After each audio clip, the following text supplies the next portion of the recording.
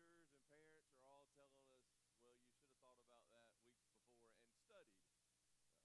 The Lord is not our magic genie. A lot of times you'll hear people thinking of like Jesus and God is like we can rub magic genie and he's going to give us three wishes that God's just going to fix everything that we do. On the other hand, we often think about the enemy as being the one that's caused all of our problems, and the reality is sometimes we do dumb stuff, and that's why we face dumb consequences. Some of the bad things that are happening to us is not an attack of the devil, it's literally that we caused it. Um,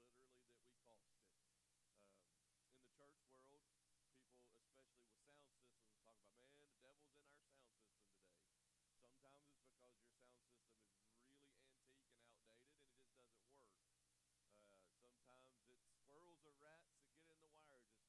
It's not always the devil. But a lot of times we look to Jesus and think about if you even think about your own prayer life, sometimes our prayer life consists of, Lord, this is what's going on in my life. This is what I need you to do for me. And then it's like, amen, and we move on. And guys in the room, how good will that do you with your spouses if all you ever do is talk to your spouse about what you need or what you want, and then never listen to what they have to say and what they want to tell us? Sometimes it's not even communication at all that's needed. It's spending time with one another. And so a lot of times we think, okay, well, what I need to know is that God's got my back. What I need to know is some of the things about God. But in Exodus, we learned that more often than not, if not all the time, the greatest need we have is God to be present with us. And when we say that, we understand that there is a vast theological difference between the church that you sit in and some other denominations. And I'm not bashing any other denominations, but there are some that if you want time with God, you have to pray to Mary. And then Mary talks to God on your behalf. Or you have to go in and sit with a priest or whatever the case may be. The Bible, I believe, teaches us that you are a royal priesthood, that you're a chosen generation, and that God is just as present with you as he is with me. And we don't need to go to anybody like Mary or anybody else in between. We don't need a saint to go on our behalf. We need to bring God those things. He's with us. The Holy Spirit is Christ in us. And everywhere he goes, or everywhere we go, he goes. That ought to maybe do a little bit about where we go and some of the places that we see and do, because we're bringing Jesus with us. When we look at just the way that God deals in our life, it's wonderful to call and have somebody else pray for you, because I think that's a great thing. But you can pray for you, and God is just as in tune with your prayer needs as he is.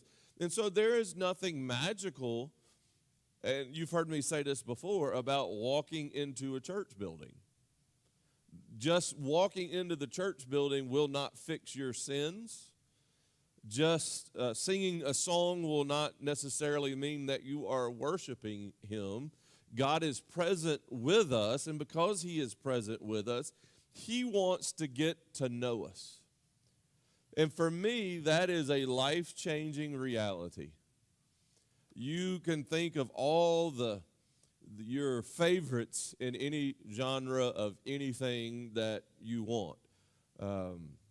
I'm a huge fan right now of golf. Scotty Scheffler is my favorite golfer. I would love to spend the afternoon on the golf course with Scotty Scheffler and just learn everything. But do you know, he doesn't really want to do that with me. Let's just be honest. He don't really want to spend an afternoon with me. He's too busy. And so I look at my idol and go, man, I'd love to spend an afternoon. And he's like, nah, I'm not really into that. Or maybe you might say, well, if I could just spend the afternoon with Elvis. Let me spend the afternoon with a political leader. I would love to just do that. They don't really have a lot of time for that. But there's a contrast to that in what we see with God in scriptures, that he pursued us first, that he is pursuing us right now, that he is pursuing us in this moment of Bible study. He is pursuing us when we're at home. He is pursuing us when we're on the way to the grocery store. He is in pursuit of us and wants our undivided attention. And he, being the God that created the universe, who spoke all of this into existence, that God is the one that wants to spend undivided attention with you. You know what it's like in your house probably when you have more than one kid in the room, especially when they're about yay big. Mama, mama, mama. And then the other one's mama, mama, mama. And you're like, there's only one of me, right? Think about this. God has never looked at us as his children and said, there's only one of me. He's like, you have my undivided attention, and you have my undivided attention, and you have my undivided attention, all at the same time, because he's God. That's a powerful thing that we need to grasp. And in Exodus, we understand that Moses realized that in the midst of everything that Moses had happening in his life and everything that God was doing in his life during the book of Exodus and their journey, if you remember correctly, they were fed daily by manna, right? And so they really didn't have a great way of collecting food, but the Lord mysteriously made something called manna appear every day, just enough for that day.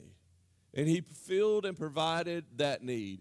And he still was under the Old Testament law. There was still a requirement that we don't work on Sunday or on the Sabbath. So there was just enough on the day before the Sabbath to cover you for 2 days so that you don't have to do that. Impressive thing. They needed water.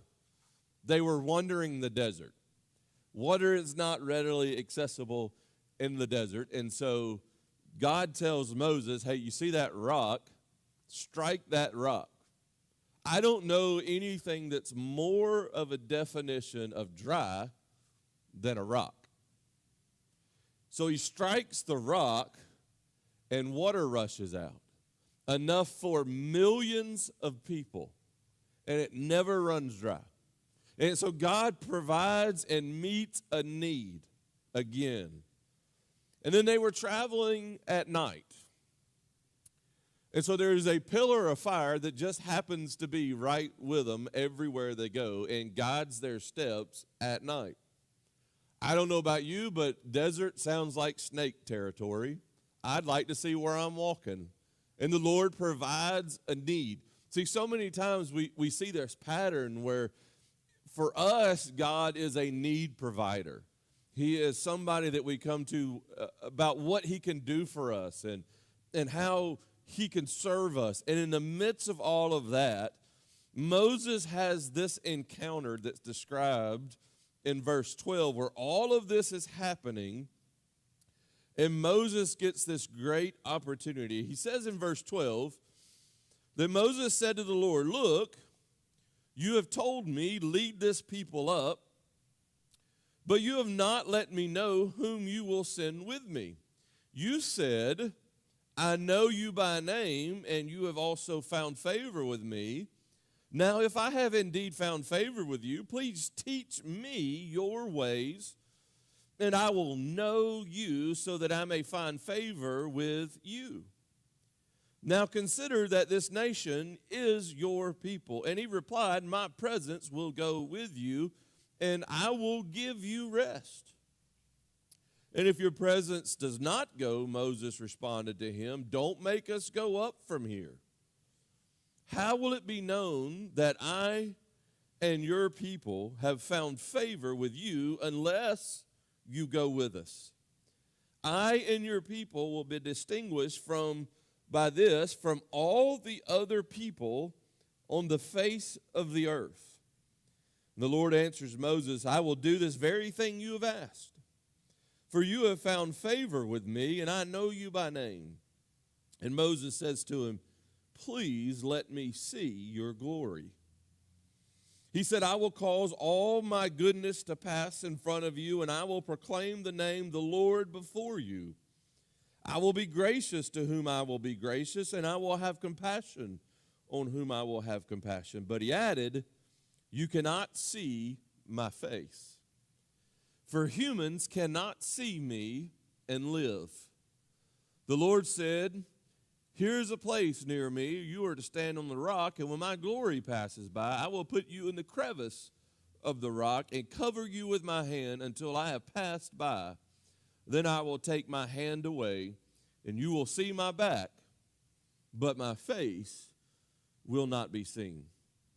Father, tonight I just pray that you would illumine the scriptures for us all, that we would see what you have for us in the midst of the context of Moses desiring more than anything else to be able to be in presence, to be in communion with you.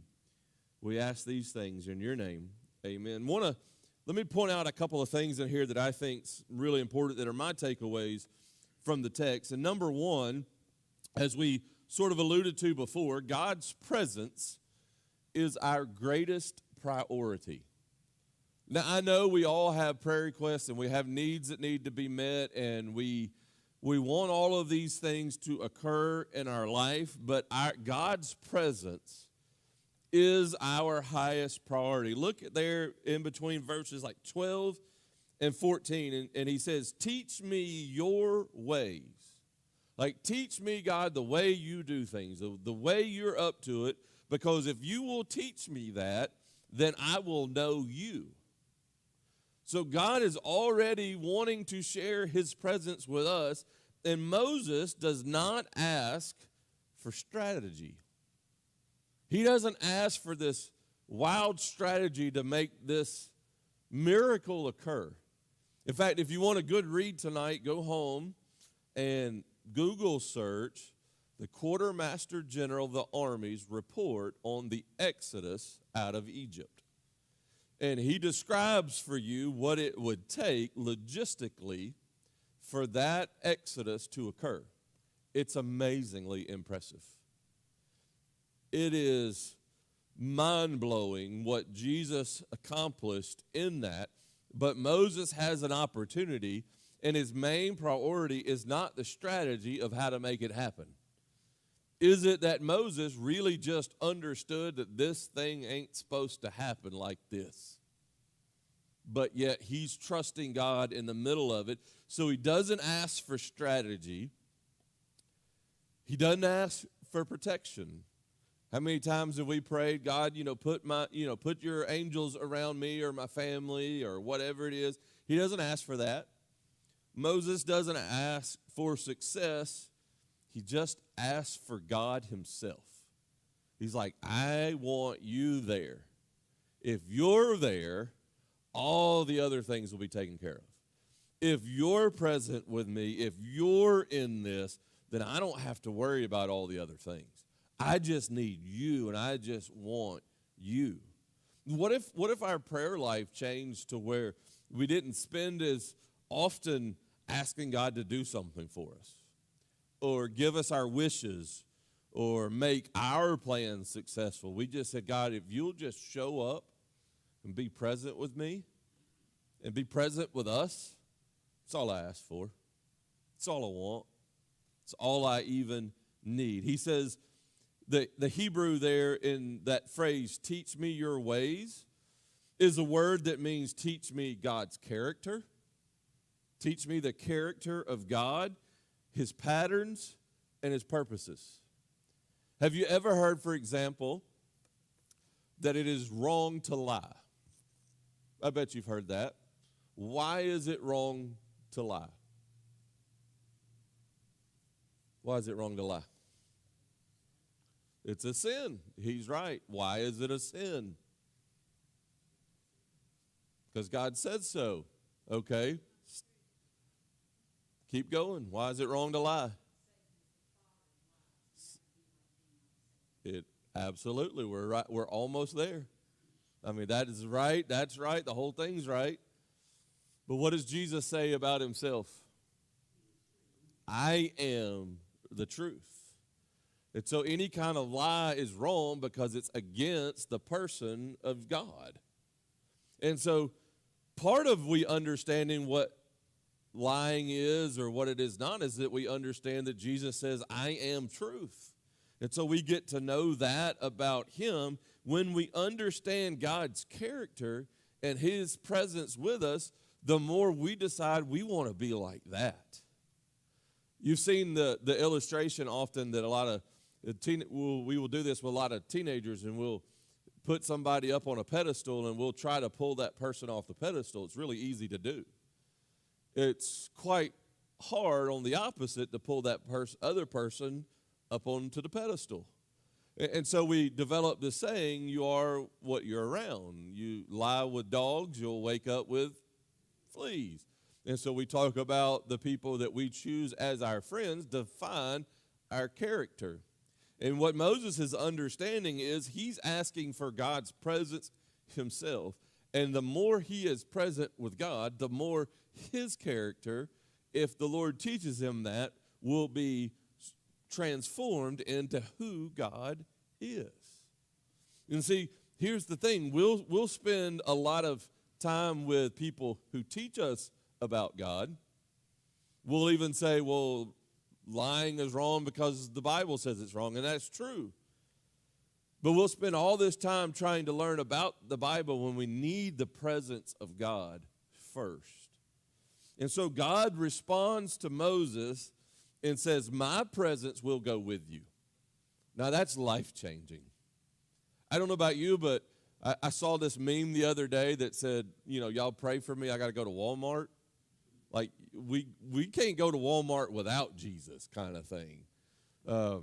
We need him in our life. And so he says that his presence is going to go with him. Now, if we put that together with what we're learning there, is that the ministry that Moses is trying to do, the ministry that you're trying to do, the ministry presence that you're trying to have, that's going to flow out of intimacy with God, not your ability. It's not always about how great you can sing. It's not always about how great you can preach or teach. It's your intimacy with God. That when you've been with God, it's just noticeable. That it is just something that's there, that you know and that you do. And so we need to ask ourselves, anytime before we ask God to do something for us, we need to ask him first to show himself to us. Let us know who he is and what he is like, that we would learn that before we ask him to do anything for us. Second thing I want to show you is God's presence is our distinguishing mark. Look at verse 15. He says in verse 15 to 17, if your presence does not go, then I don't even want you to make us go anywhere from here. Rather stay in captivity, don't want to go anywhere else. In other words, Moses says, I'm going nowhere without you.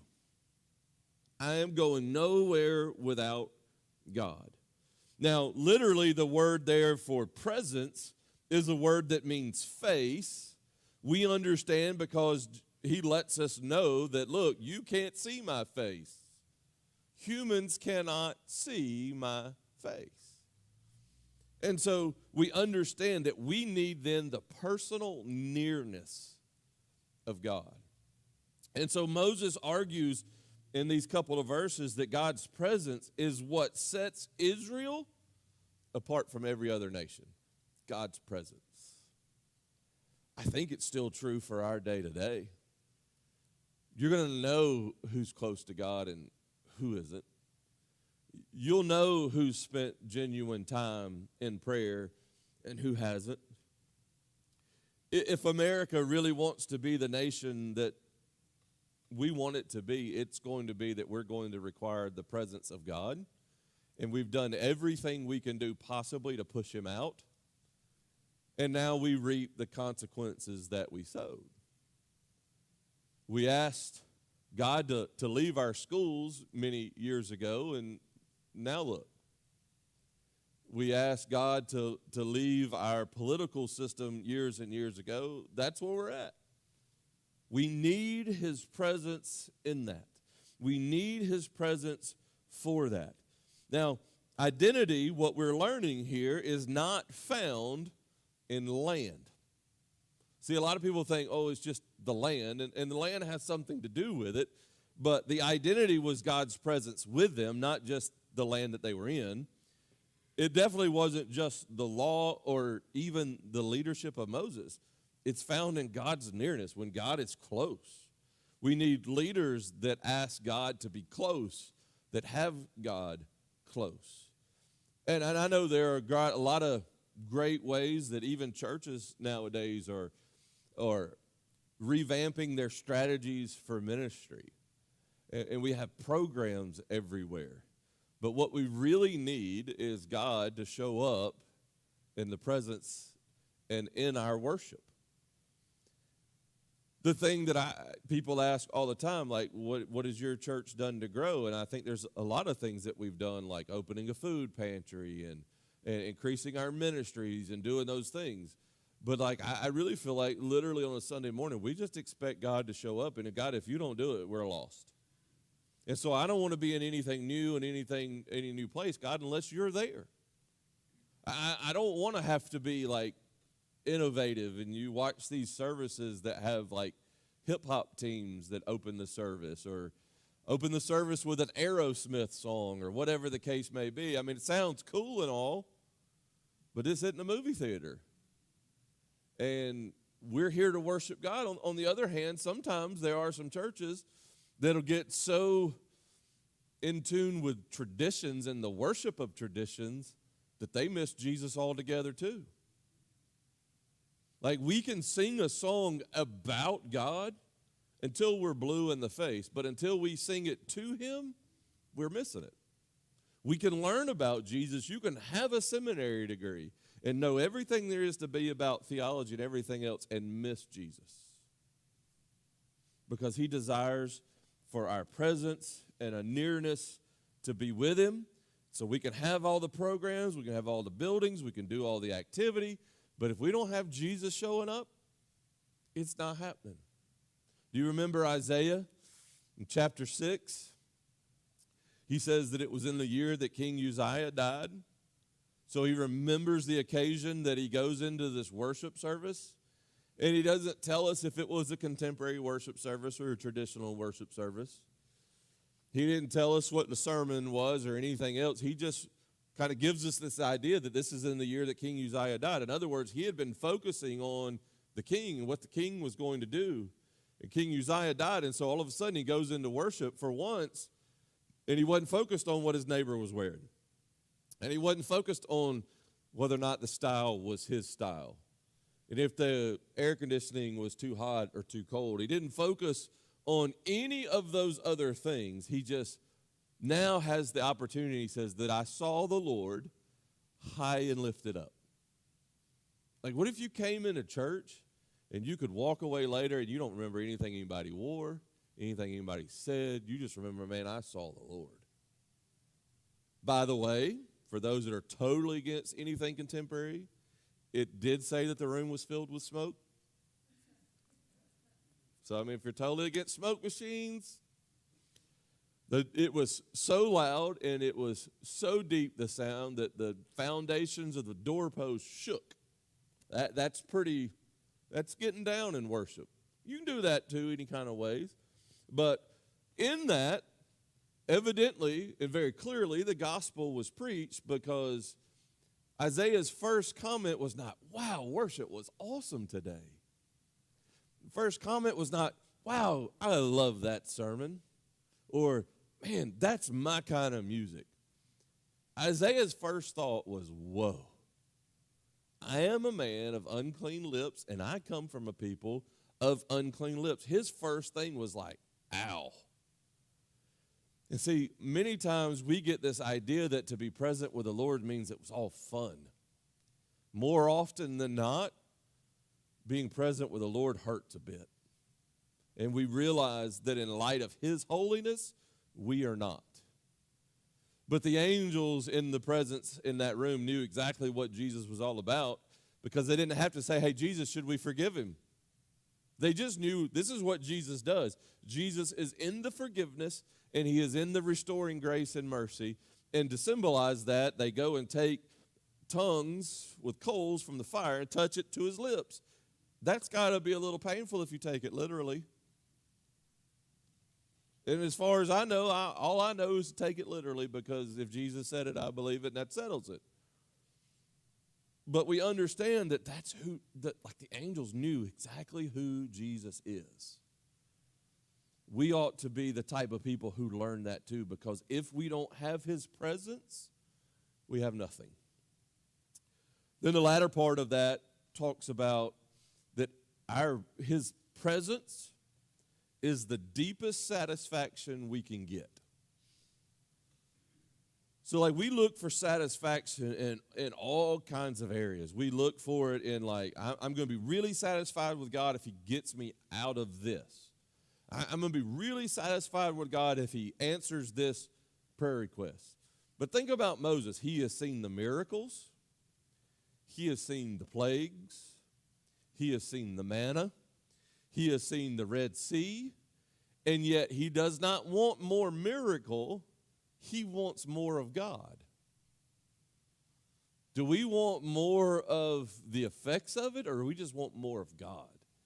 Do I just need to get him in my life more? We get this term where he literally looks at him and says, please let me see your glory.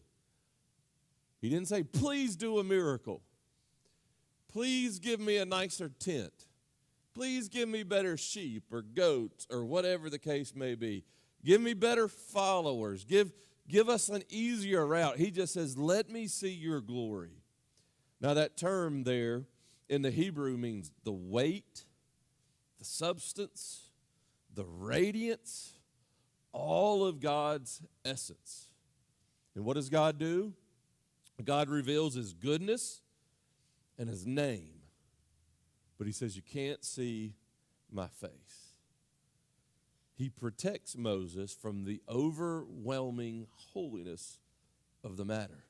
And so God reveals himself in ways that we can bear, not in ways that destroy us. Think about it. What does Jesus, the Bible teaches, especially in James, that when we die and we go to heaven, Jesus requires perfection. And you're like, well, I'm toast because I'm not perfect. But yet James teaches us that when Jesus looks at us, he sees the heart. And he sees whether or not Jesus is in our soul and in our hearts. And when he sees that, he doesn't see Matt and all of his brokenness and all of his flaws. He sees Matt, but he sees Jesus, and that can be there. And so God reveals himself in ways that we can bear, not in ways that destroy us. I mean, apply that for you today, and this is what I think we take home with us. Spiritual maturity is not satisfied with a past experience. It's just not. It longs for a deeper revelation of Jesus Christ. You've heard the phrase, the stale bread thing. And this is what I've seen that happens in a lot of churches, especially a lot of Baptist churches. Something happened impressively for God in like 1987, and they went, man, God showed up and showed out on that. And because he did that in 2026, we don't want to do anything any different than we did it on that particular occasion. And sometimes God is saying, I revealed myself to you in that way and in that moment. It wasn't about the setting. It wasn't about the words used. It wasn't about the decoration. It was about my presence. And that's what I'm asking for. Again, a lot of times we want to live off of, God did something a long, long time ago. And what I think Jesus is wanting us to get and to understand is the more we learn who Jesus is, the more he is with us. And when he is with us, then God will do something amazing today, tomorrow, and the next day. And one of the reasons that why we get burned out is because God did something in our life a long time ago, and we're still trying to live off of that old stale bread. When God is going, I got fresh bread, and I want you to live off of that. The manna was fresh every single day. It wasn't like, hey, y'all didn't use this over here. We're going to put it in the refrigerator, in your freezer, and we're going to label it Thanksgiving 2012. And we're going to whoop that out later and eat it. Right? Because you know what will happen when you go home to be with the Lord. People will be going through your refrigerator and throwing that away because you thought you were going to live off of that later. God's going, I got fresh bread for you every single time. And if we're going to experience that, then we're going to, number one, need to seek God's presence above all else. Seek his presence above all else. Number two, refuse to move without him. Don't move until he's with you, and long for his glory more than the gifts that he gives us. I would rather it be his glory than be the world's greatest preacher. I would rather it be his glory than for us to have the world's greatest choir or the world's greatest Sunday school classes or ministries. We want his glory, however that looks. And however that plays out in our lives. Father, teach us tonight how that applies to us. That we would come to understand that experiencing your presence with us changes things far more than having the gifts that you offer. Father, teach us that when you are present with us, wherever we go, you are present with them and in that moment as well. So, Father, may we guard our hearts and our lives and are careful where we take you. And God, may we trust you more than anything else and anyone else. And may we desire to stay right lock in step with you.